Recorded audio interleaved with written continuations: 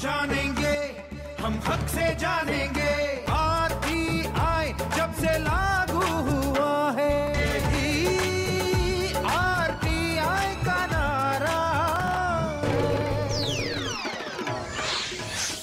नमस्कार, जानने हक में आप सभी का स्वागत है। मैं हूं संतोष चौधरी। जानने हक यानी देश का इकलौता सा टेलीविजन कार्यक्रम जो है आपके लिए, आपके हक के लिए। हम अपने इस कार्यक्रम में सूचना अधिकार कानून से जुड़े मुद्दों पर बात करते हैं, पारदर्शिता की बात करते हैं। तो अगर आपको आरटीआई लगाने में कहीं कोई दिक्कत आ रही है या फिर सूचना अधिकार कानून से जुड़ी कोई समस्या है तो आप हमें फ़ोन कर सकते हैं। हमारा फ़ोन नंबर है 233-86947। अगर आप दिल्ली के बाहर से फ़ोन करें तो दिल्ली का स्टडी कोड 011 लगाना मत भूलिएगा। कहते हैं जल ही जीवन है, तालाब बनाओ, लाभ कमाओ। जल के बिना जीवन जो है वो अधूरा है, लेकिन सूचना अधिकार कानून से जो आंकड़े सामने निकल करके आए हैं वो काफ़ी चौंकाने वाले हैं। हमारे जो परंपरागत जल स्रोत हैं, तालाब, पोखर, कुआं, वो धीरे धीरे गायब होते जा रहे हैं, उन पर अतिक्रमण होता जा रहा है। अगर हम आरटीआई के आंकड़ों की बात करें तो सिर्फ दिल्ली की बात करें तो दिल्ली का जो उत्तर पश्चिमी जिला है वहां पर 15 तालाब पूरी तरीके से गायब हो चुके हैं। उनमें बड़ी बड़ी इमारतें खड़ी हो गई हैं, पार्किंग बन गए हैं।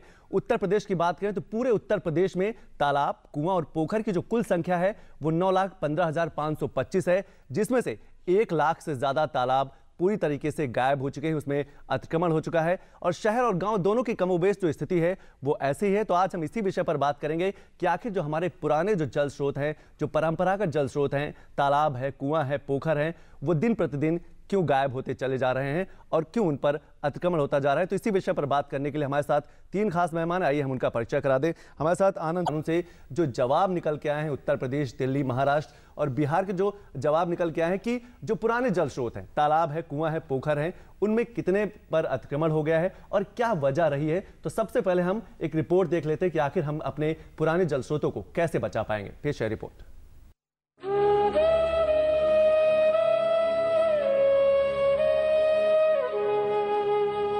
मैं तालाब हूं, प्रकृति में रचे बसे लोगों को जीवन देता हूं, आसमान पर चहचहाती चिड़ियों को फुदकने का सहारा देता हूं।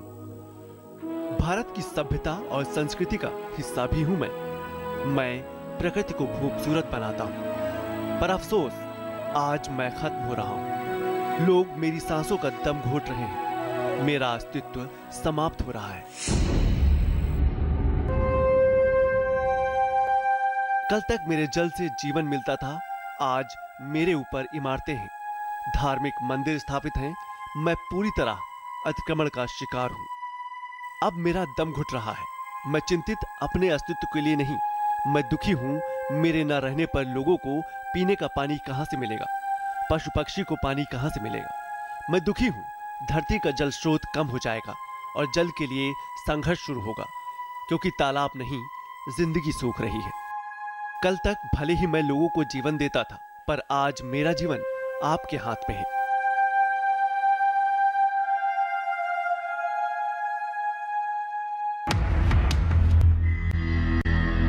आरटीआई से आए जवाब ने मुझे परेशान कर दिया है। देश में बहुत तेजी के साथ तालाबों पर अतिक्रमण हो रहा है। बात देश की राजधानी दिल्ली की करें तो दिल्ली के उत्तर पश्चिम जिले में तालाबों की संख्या 72 है और इसी उत्तर पश्चिम जिले में गायब तालाबों की संख्या 15 है। दिल्ली के इन 15 तालाबों पर बड़ी बड़ी इमारतें खड़ी हो चुकी हैं। दिल्ली के किराड़ी इलाके में 4 तालाबों की 50 बीघे जमीन पर अवैध कॉलोनियां बस चुकी हैं। दिल्ली विकास प्राधिकरण की 512 बीघे जमीन पर अतिक्रमण हो चुका है। प्रतिवर्ष राजस्व विभाग को करोड़ों रुपए का राजस्व का नुकसान हो रहा है। तालाब की जमीन पर अतिक्रमण, अवैध कॉलोनियां बस जाती हैं, धार्मिक स्थल का निर्माण हो जाता है, चार दीवारी से अतिक्रमण कर लिया जाता है, पक्का निर्माण, पार्किंग स्थल का निर्माण, दबंगों द्वारा कब्जा कर लिया जाता है। अब बात उत्तर प्रदेश की। उत्तर प्रदेश में कुल तालाबों और कुओं की संख्या 9,15,525, जिनमें से 1,11,968 तालाबों और कुओं पर कब्जा हो चुका है। राज्य सरकार द्वारा जब अभियान चलाया गया तो सिर्फ 66,561 तालाबों से अतिक्रमण हटाया गया। अवैध कब्जा न हटाए जाने के कई कारण हैं। निर्माण, स्थायी निर्माण, पुरानी आबादी, दबंग लोगों का कब्जा, राज्य सरकार और प्रशासन की उदासीनता। सूचना अधिकार कानून से आई ये हकीकत परंपरागत जल स्रोतों की विलुप्तीकरण बेहद चिंता का विषय है। आरटीआई से आए आंकड़े दर्शाते हैं कि हमें जागरूक होने की जरूरत है। आने वाले दिनों में जल की एक एक बूंद के लिए संघर्ष करना पड़ेगा। हम आने वाली पीढ़ियों को, अपने बच्चों को क्या ऐसा समाज देके जाना चाहते हैं जहां जल के लिए जीवन कुर्बान करना पड़े? हमें जागरूक होने की जरूरत है। अपने आसपास तालाब पर हो रहे अतिक्रमण और अवैध कब्जे के खिलाफ आवाज उठाने की जरूरत है, क्योंकि पानी से भरे ये तालाब आपकी मदद चाहते हैं। हमें मिलकर अपने तालाब बचाने होंगे और इसमें मददगार होगा सूचना अधिकार कानून। तो देखा आपने हमारी रिपोर्ट में कि उत्तर प्रदेश में जो कुआं, तालाब और पोखरों की जो संख्या है वो 9 लाख है, लेकिन उसमें से 1 लाख से अधिक तालाबों पर अतिक्रमण हो गया है। आनंद साहू साहब, मैं सबसे पहला सवाल आपसे मैं करना चाहूंगा, आपको कैसे लगता है जब आपके आसपास का कोई तालाब आपके देखते देखते ही गायब हो जाता है, और वही तालाब पशु पक्षियों के लिए जीवन है, आम इंसान के लिए जो जीवन है, आपको कैसा लगता है? निश्चित रूप से बहुत ही दर्दनाक है। और पहले तो मैं बधाई दूंगा कि आप लोगों ने इस विषय को लिया। संतोष जी, वास्तव में रोज़मर्रा की अगर शुरुआत अगर देखेंगे तो पानी से ही होता है जी। और पानी धीरे धीरे उसका जल जो स्तर है, जो उसका जो पहले आप देखेंगे तो कुआं, तालाब में आसानी से उपलब्ध होते थे जल, बिल्कुल। अब उसके स्रोत इतने नीचे चले गए कि दिल्ली में तो मैं देखता हूं कि 500 मीटर इतना अंदर जाने के बाद पानी मिल रहा है। फीट तो भूल जाइए, मतलब फीट में तो हजारों फीट जाने के बाद भी कहीं पानी नहीं मिल रहा है। जबकि पहले अगर देखें तो हम बमुश्किल अगर 20 फीट तक खुदाई होती थी तो पानी निकल आता था।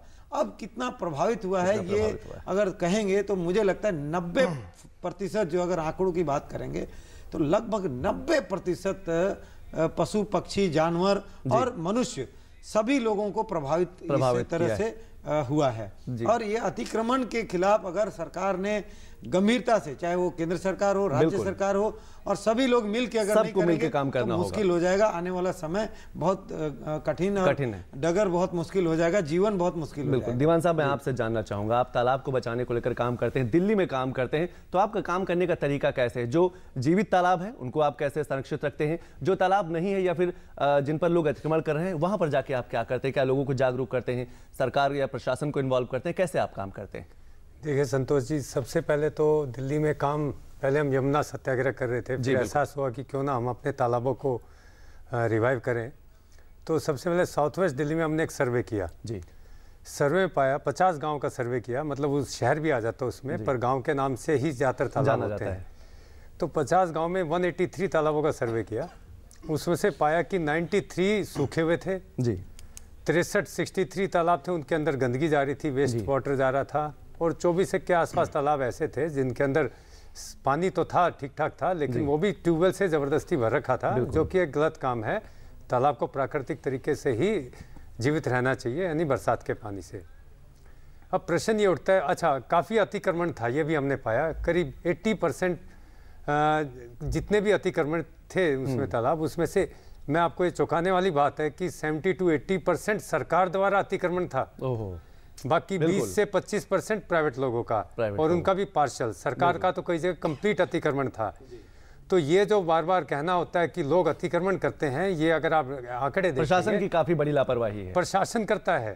संजय जी, मैं आपसे जानना चाहूंगा, आप पेशे से वकील हैं, अगर किसी तालाब में, कुआं में या पोखर में अतिक्रमण होता है तो क्या कानूनी प्रक्रिया है? कैसे हम उसको सजा दे सकते हैं या फिर कैसे हम उसको बचा सकते हैं? संतोष जी, मेरे हिसाब से लिप सर्विस ज़्यादा है। एक्चुअली इसमें इन्फोर्समेंट मशीनरी जो है उसका बड़ा अभाव है। बड़ा अभाव समस्या है, ये आप भी मान रहे हैं, सब लोग मान रहे हैं। अभी जैसे साहू साहब ने कहा, यूपी में 9 लाख तालाब थे, जिसमें सरकारी रिपोर्ट है कि 1 लाख पर कब्जा अतिक्रमण हो गया। हाँ। प्रश्न ये है कि कब्जा करने वाले जो भू माफिया हैं, उनके खिलाफ जो इन्फोर्समेंट मशीनरी है वो बड़ी वीक है। अगर आपको ध्यान हो, एक बड़ा मशहूर केस था MC मेहता वर्सेस कमलनाथ का जी। कमलनाथ जी उस समय इन्फोर्समेंट मिनिस्टर थे। कुल्लू मनाली में एक नदी है व्यास, उसके किनारे उनका एक रिसोर्ट था। तो पहली बार सुप्रीम कोर्ट ने ऐतिहासिक एक लॉ दिया कि इस मामले में किसी लॉ की आवश्यकता नहीं, मतलब you don't need any specific law. इसको उन्होंने कहा पब्लिक ट्रस्ट डॉक्ट्राइन, अर्थात तालाब, कब्रिस्तान, शमशान घाट, नदी, ये सब पब्लिक ट्रस्ट हैं। इनको बचाने के लिए कोई भी व्यक्ति किसी भी समय कोर्ट में आ सकता है, आवाज इसमें कोई लॉ की आवश्यकता नहीं है। और दूसरा, आज की तारीख में इसके 4 उपाय हैं। भाई, आदमी NGT जा सकता है, जी, सेक्शन 91 है एक सीपीसी की, जी, सिविल प्रोसीजर कोड की, उसके तहत सिविल सूट डाल सकता है। आर्टिकल 226 में हाई कोर्ट जा सकता है पीआईएल के जरिए। आर्टिकल 32 में अगर बड़ा मसला है सुप्रीम कोर्ट जा सकता है जी, और इसमें रोकथाम हो सकती है। रोकथाम हो सकती है। आनंद जी, जी, आपको क्या लगता है कि एक सर्वे ये कहता है कि ग्रामीण क्षेत्रों की अपेक्षा शहरों में ज्यादा अतिक्रमण होता है। आप झारखंड बिहार आप घूमते रहते हैं, आपको क्या लगता है? अगर मैं कुछ आंकड़ों की बात करूं मैं, तो अगर लखनऊ की बात करता हूं तो 12,653 तालाब हैं, जिसमें से 3,750 तालाबों पर अतिक्रमण हो गया। इलाहाबाद की बात करते हैं तो 17,000 तालाब है पूरे इलाहाबाद में, जिसमें 4,000 तालाब पूरी तरीके से गायब हो चुके। जो अतिक्रमण है यानी कि अब तालाब नहीं है। सबसे पहले तो अर्बनाइजेशन जब हुआ तो बहुत सारे शहरों में अनप्लान्ड हुआ। बिल्कुल। और अनप्लान्ड में क्या हुआ कि जो जहां आया उसको पहले तो एक तंबू लगा लिया जी, तंबू लगाया, फिर उसमें से कोई 1-2 पिलर लगा लिया, पिलर लगाया, फिर कुछ छत डाल लिया, कुछ कर लिया, फिर वहीं बस गया और भी 2-4 लोगों को बैठा लिया, वहीं पर वो अपना घर भी बना लिया। मशीनरीज को भी कहीं ना कहीं भ्रष्टाचार ने जिस तरह से निगल लिया है, बिल्कुल, उसमें लिप्त हो गए, उनके साथ मिली भगत करके और चौड़ी मतलब वहाँ पर कब्जा जो है उसको बढ़ाया। इस तरह से उसका जो तालाब है या जो छोटे तालाब जो होते हैं, पोखर है, उन सबका एकदम से बहुत ज़्यादा उसका जो है अतिक्रमण हुआ। बिल्कुल। और आप देखेंगे कि शहरीकरण जो है वो 20 वर्षों में जितना अधिक हुआ है और उतना ही दूरियां जो है गांव और शहर की जो इंफ्रास्ट्रक्चर के रूप में जो होना चाहिए था, समानांतर विकास। अगर आप टॉयलेट की बात करें तो पहली बार अभी जब से ये हमारे देश के प्रधानमंत्री नरेंद्र मोदी जी आए, पहले भी बहुत सारी योजनाएं चलाए, लेकिन अब लगता है कि गांव में भी असली में अवेयरनेस हुए हैं, तो वहां भी अभी टॉयलेट बन रहे हैं, स्कूल बन रहे हैं। तो अगर आप देखेंगे, अगर मूलभूत सुविधाएं गांव में भी दिया जाए तो शायद ये अतिक्रमण को भी रोका जा सकता है। और ये तालाब और ये जितने भी अभी 20 सालों में जो अतिक्रमण हुए हैं, मुझे लगता है, मैं तो सरकार से भी गुजारिश करूंगा आपके चैनल के माध्यम से जी, कि ऐसे लोग चीजों को आइडेंटिफाई करके त्वरित गति से कार्रवाई करके उसका पुनर्उद्धार होना चाहिए। बिल्कुल। और उन तालाबों का होने से तभी जल स्तर को आप ऊपर ला सकते हैं। और आप देखिए झारखंड जैसे दुर्गम जहां पर जंगल की भरमार है, और कर्नाटक जैसे जहां पर कई ऐसे जिले हैं जहां 70% जंगल ही जंगल है, वहां भी पानी के स्रोत बहुत नीचे गए, कुआं तालाब सूख गए और आपात स्थिति में लोग आ गए। और बहुत सारे ऐसे गांवों के लोग मिल करके जो पहले के जो तालाब सूख गए थे, कुआं सूख गए, उनको फिर से जीर्णोद्धार उसका किया, अभी किया है। और लेकिन ईश्वर को मैं धन्यवाद देता हूं, इस बार थोड़ी बारिश अच्छी हुई और फिर से थोड़ा जल स्तर बढ़ा तालाबों में। हाँ, लेकिन शहरों में नहीं बढ़ा, क्योंकि शहर के पानी तो नालों में गए, नालों से सीधे नदियों में चले गए, क्योंकि वहां शहर में तो वो जल संरक्षण का जो नीतियां बनी है, लेकिन वो सही तरीके से कारगर नहीं है। पहले से वो एकदम बिल्कुल कंक्रीट की पहाड़ तैयार हो गए हैं शहरों में, तो वहां पर जल संचयन हो ही नहीं रहा। बिल्कुल। तो ये कठिनाई है। इसमें एक बात और भी है, तालाब की भूमि पे कब्जा करना ज्यादा आसान होता है। संतोष जी, आप ये देखें, रिवर बॉडी जो एक नदी होती है उसको कब्जा नहीं कर पाते। बिल्कुल। तालाब का एक कैचमेंट एरिया होता है, चारों तरफ से घिरा होता है, उसमें क्या होता है, नेचुरल पानी आता है, तो बड़ा 2-3 साल में कब्जा बड़ा आसान होता है। भाई आप कैचमेंट एरिया में अलॉटमेंट करा लें, धीमे से मकान बना लें कच्चे पक्के। और संजय जी बहुत अच्छा, बिल्कुल ठीक है। कैचमेंट एरिया में कब्जा, कैचमेंट एरिया में जब कब्जा हो जाएगा तो तालाब जो है ना वो नेचुरल डेथ 3 साल के अंदर वो नेचुरल डेथ को प्राप्त हो जाएगा, यानी वो सूख जाएगा। उसके बाद पटवारी से मिली भगत करिए। बिल्कुल बिल्कुल, लेखपाल की बड़ी भूमिका होती है। और एक अहम बात है, सेक्शन 122 में एक लाइन जोड़ता हूं, जमीन अलॉट करा लीजिए। बहुत अच्छी बात बताया जी। जैसे अगर किसी आपका तालाब है जी, अब तालाब क्या होता है कि जब उसका अगर ठीक से अगर देख रेख नहीं हो तो पानी मिट्टी सारा वो बहते बहते निश्चित रूप से उसका भराव हो जाता है। तो धीरे धीरे क्या हुआ, जो अगर कोई स्वामित्व जिसका है उस तालाब में, जो उसे पड़ोस में, तो उसने क्या किया कि किनारे जो है बेच दिया कि भाई चलो ये किनारा जो है 10 डिसमिल इधर दे दिया, 10 डिसमिल उधर दे दिया, वहां मकान बन गए। तो नेचुरली और जो थोड़े बहुत बचे थे वो भी भटाओ उसका मिट्टी और वो सब भरते भरते वो उसका खत्म हो। बिल्कुल बिल्कुल सही। इस तरह का व्यवहारिकता में समस्या बड़ी है। लाना पड़ेगा। इसको सरकार का ये होना चाहिए कि कोई किसी का तालाब नहीं होता है, तालाब है, अगर आपको सचमुच में मछली पालन करना है, जल संचयन करना है, उसके लिए सरकार मदद करे, लेकिन बेचने का राइट किसी को ना हो, ऐसा एक कोई कानून नहीं, साहब बेचते नहीं है, बेच देते हैं। मेरे यहाँ बेचे गाँव में वो क्या है, तालाब के किनारे जैसे वो सड़क है, तो सड़क के किनारे जो जमीन है तालाब के साथ वो बेच दिया, क्योंकि वहाँ किसी को दुकान बनाना था, किसी को मकान बनाना था, वहाँ महंगे दामों में बेच दिया। ये हो रहा है, स्वाभाविक है, ये हुआ है। SC/ST को क्या है, एक यूपी में एक्ट है कि SC/ST या जो कारीगर हैं कृषिहीन, उनको आप रहने के लिए मकान दे सकते हैं, और ये पूरी जमीन जो कंट्रोल है ये सिंचाई विभाग के पास है, ग्राम सभा के पास है। अब सरपंच अगर बेईमान हो जाए और पटवारी से मिल ले और वो उस सर्वे नंबर खाता नंबर को अलॉट कर दे तो उसको कोई नहीं रोक सकता। लेकिन पंचायत को मैं साहू जी आपको रोकना चाहूंगा, आपने बिल्कुल सही और ऐसे चीजों को आइडेंटिफाई करके सही मुद्दा उठाया कि देखिए इसमें सरपंच, ग्राम प्रधान और जो प्रतिनिधि उनकी एक बड़ी भूमिका होती है, इसके साथ साथ लेखपाल की बड़ी भूमिका होती है, क्योंकि लेखपाल ही बताता है कि कौन सा तालाब है। और लेखपाल अक्सर देखा गया है कि लेखपाल स्वार्थवश खतौनी से तालाब का नाम हटा देता है, वहां पर जो तालाब की भूमि होती है वो नाम हटा देता है, जिससे अतिक्रमण करना आसान हो जाता है। ऐसे ही कुछ और सवालों पर हम जानकारी लेंगे, लेकिन ब्रेक के बाद।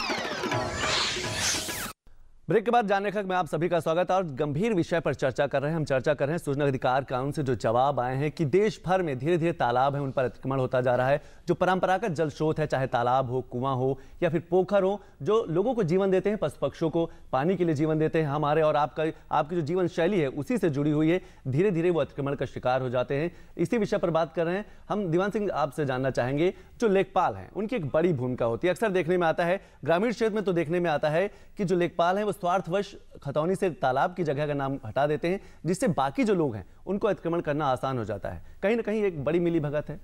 बिल्कुल संतोष जी, लेखपाल का खासकर गांव में रोल रहता है। वो जमीन को आगे पीछे दिखा देते हैं और फिर कुछ हिस्सा तालाब का उन्होंने किसी के जमीन पे दिखा, खेत का दिखा दिया तो वहाँ कर लेते हैं, प्लॉट का दिखा दिया तो प्लॉट में अतिक्रमण कर लेता है। बाद में फिर दूसरा लेखपाल आता है, कहता है जी आपने अतिक्रमण कर रखा है, फिर वो लड़ाई चलती है सरकार की और जिसको जमीन अलॉट हुई है। तो ये तो लड़ाइयाँ आपको गाँव में आमतौर पर मिलेंगी, पर प्रश्न ये उठता है कि लेखपाल ऐसा क्यों कर पाता है, और लेखपाल ने ऐसा कर दिया तो उसके प्रति कभी कार्रवाई नहीं होती है। ये सबसे बड़ी खामी है। तो यहाँ यही हम इसलिए कहेंगे कि सरकार is the biggest abuser of natural resources. एक ये प्रश्न आता है कि क्या ये आधुनिक सरकार, आधुनिक स्टेट आने से पहले क्या ये तालाब इसी तरह अतिक्रमण होते थे? अगर आप इस बात पर गौर करेंगे आपको पता लगेगा कि पहले जब समाज के नीचे आते थे, समाज के अधीन आते थे सारे तालाब, तब ऐसे अतिक्रमण नहीं होते थे। नहीं होता था। अगर आप 1 इंच भी जमीन तालाब की अगर अतिक्रमण कर लेते हैं तो पूरा गांव इकट्ठा हो गया आपकी इंसल्ट करता था। अभी हमने एक कोशिश की थी दिल्ली के अंदर, पोचनपुर गांव, सेक्टर 22-23, द्वारका और सब लोगों ने मिलकर 2-3 तालाब रिवाइव करने की कोशिश की थी। लोगों ने बहुत दिलचस्पी दिखाई, खुद पैसे लगाए, फावड़ा लाए, खुद ही श्रमदान किया। लेकिन जैसे ही सरकार को दिखा कि लोग बड़े एक्टिव हो गए तो उन्होंने हमारे काम को ही अंडू करना शुरू कर दिया, उल्टी मिट्टी अंदर डालनी शुरू कर दी। फिर सरकार, हम लेफ्टिनेंट गवर्नर के पास गए, उन्होंने एक बड़ा अच्छा ऑर्डर दिया, हम बड़े खुश थे कि अब तो हो जाएगा।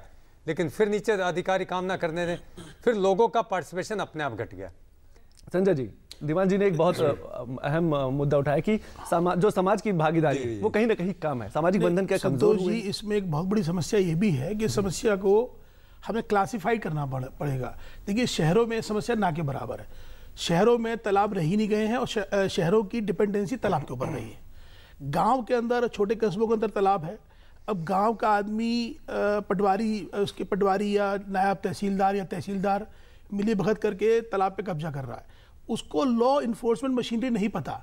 तो मेरा तो आपके माध्यम से एक गुजारिश है कि सरकार एक स्पेशल, जैसे चकबंदी विभाग बनता है ऐसे ही एक रेवेन्यू डिपार्टमेंट के अंदर एक रिवर बॉडी, यानी जल बॉडी का, यानी उसमें चाहे नदियां हो, तालाब हो, उसका अलग एक विभाग बनाए, उसका अलग अधिकारी बनाए, जिससे कि गांव का व्यक्ति कंप्लेंट कर सके और वो रिड्रेसल मैकेनिज्म आ सके। कोई गांव का व्यक्ति से हम अपेक्षा करें वो एनजीटी जाएगा, वो हाई कोर्ट जाएगा, पता नहीं, जागरूकता की कमी है, जानकारी नहीं है। और सीपीसी के अंदर भी वो हाई कोर्ट जाएगा। देखिए, गांव में दबंग होते हैं, अगर 4 दबंगों ने तालाब में कब्जा कर लिया है तो गांव के साधारण व्यक्ति से अपेक्षा करना कि वो रिड्रेसल मशीनरी में जाएगा, वो बेबुनियादी बात है। तो इसमें सरकार को ही प्रोएक्टिव रोल अपनाना पड़ेगा और रेवेन्यू डिपार्टमेंट से इस तालाबों को, नदियों को, जो खाले होते हैं, गांव में खाला बोलते हैं, उनको बाहर करना पड़ेगा, तब ये समस्या सुधरेगी, वरना इसका निदान संभव नहीं है। आनंद जी, मैं आपसे जानना चाहूंगा, आप तो सामाजिक कार्यकर्ता है, राजनीति में भी काफी सक्रिय हैं, आपको लगता है कि जो ग्राम पंचायत स्तर पे अगर हम कोई अपना प्रतिनिधि चुनते हैं तो क्या ऐसे प्रतिनिधि चुनाव करें जो जल संरक्षण पे काम कर रहा हो, या फिर जो पर्यावरण को लेकर कहीं ना कहीं वो संजीदा हो, जल संचयन को लेकर संजीदा हो? क्या प्रतिनिधि के चुनाव में हम कुछ ऐसा करें तो कोई सुधार हो सकता है? देखिए संतोष जी, आपने बहुत बढ़िया सवाल किया है। आज़ादी के बाद, अगर आप आज़ादी के पहले की बात करें और उसके बाद की बात करें जी, आज़ादी के पहले हम लोग सारे देश जो है एक साथ लड़ा कि भारत देश आज़ाद हो जाए। अब हमें लड़ना पड़ेगा कि हमारा देश जो है पानी के मुसीबत से मुक्त हो जाए, उसके पानी की समस्या से आज़ादी कैसे मिले। मुझे लगता है एक बहुत बड़ा, जिस प्रकार के अपने दीवान जी कह रहे थे, दीवान जी कि अवेयरनेस जो है वो बड़े लेवल में, और दूसरा देखिए अवेयरनेस इतना नहीं, आज अवेयरनेस का मतलब ये है कि अगर पानी का स्रोत था तो कितने प्रकार के मछलियां मिलते थे, एक फसल के बजाय 3 फसल करते थे आप। आज अगर व्यक्ति एक छोटा तालाब हो तब भी एक परिवार आराम से जीविकोपार्जन कर सकता है। आराम से, बिल्कुल बिल्कुल। तो ये सारे विषय को बताना पड़ेगा कि जल का स्रोत अगर नीचे चला जाएगा तो पानी पीने का तो खत्म ही हो गया, बिल्कुल, लेकिन हमारा जीवन जो है पूरा, पशु को आप पानी नहीं देंगे, पानी दे पाएंगे, हमको जो फसल मिलेंगे वो भी आर्टिफिशियल टाइप के मिलेंगे, तो उससे बहुत सारे कैंसर की तरह घातक बीमारियां होगी। और कुपोषण से जिस प्रकार से आज गरीब तबका जूझ रहा है, लगभग 70% लोगों में, जो बच्चों में कुपोषण पाया जा रहा है, खास करके गाँव में, तो वो तभी पहले होता था कि गांव, पोखर, तालाब, कहीं भी खेतों में मछलियां होते थे, बिल्कुल, पकड़ के लाया, अपना गरीब भी उसके अपने बच्चे को मछली और चावल खिला देता था, तो उसको जो पोषण है वो सही डाइट मिल जाता था। अब वो नहीं है, अब महंगा हो गया हर चीज़, और सही में जो हाइब्रिड किस्म के जो मछलियां आ रहे हैं वो और कई दिन बर्फ में रखे रहते हैं। तो ये मैं पानी से जोड़ के इन चीजों को भी मैं देखता हूं। बिल्कुल, मैं अपने तीनों मेहमानों से आखिरी में जानना चाहूंगा कि जो अपने जीवन दैनिक स्रोत हैं, जो परंपरागत जल स्रोत हैं, कुआं है, तालाब है, पोखर है, आखिर हम कैसे बचा पाएंगे इनको? संक्षिप्त में दीवान साहब।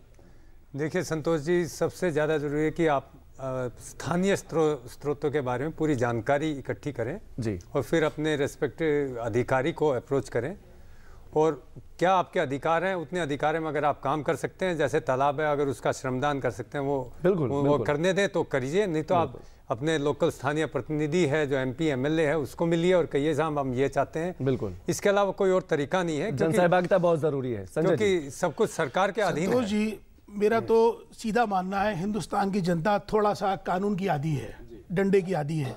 इसको संज्ञेय अपराध बनाएं। कोई भी ग्राम सभा की जमीन हो, चाहे वो तालाब हो, कब्रिस्तान हो, शमशान घाट हो, उस पे अगर अवैध निर्माण होता है, इसको संज्ञेय अपराध बनाएं, थाने में FIR हो जी, उससे मुझे लगता है बहुत रोकथाम, बहुत सुधार होगा। आनंद साहू साहब, देखिए उसके मुझे लगता है 2-3 काम तो एकदम करना चाहिए तुरंत। पहले तो ये बोरवेल वगैरह है उसको बंद करना चाहिए, जो बहुत गहरे तक वो खुदाई करके और पानी का निकालने का लगातार काम होता है, बहुत बड़े बड़े माफिया भी लगे हैं, शहरों की बात कर रहा हूँ, वो बंद होना चाहिए। और जो पेड़ पौधे कटे हैं तो ज्यादा से ज्यादा और पेड़ पौधे भी लगे, और शहरों में जहां भी मकान बन रहा है, चाहे गांव में चाहे शहर में, वहां वो मकान से जितने भी पानी निकले उन पानी का संचयन करने का वो व्यवस्था हो। बहुत अच्छी चर्चा रही, इस गंभीर विषय पे आप तीनों मेहमानों ने शिरकत की और कई अपने सुझाव दिए। जल संचयन को बढ़ावा देने की जरूरत है, राजनीतिक इच्छा शक्ति को बढ़ावा देने की जरूरत है। तो आपको हमारा कार्यक्रम कैसा लगा हमें जरूर लिखिएगा। हमारा पता है जानने खक, कमरे नंबर 226, कॉपर्निक्स मार्ग, मंडी हाउस, नई दिल्ली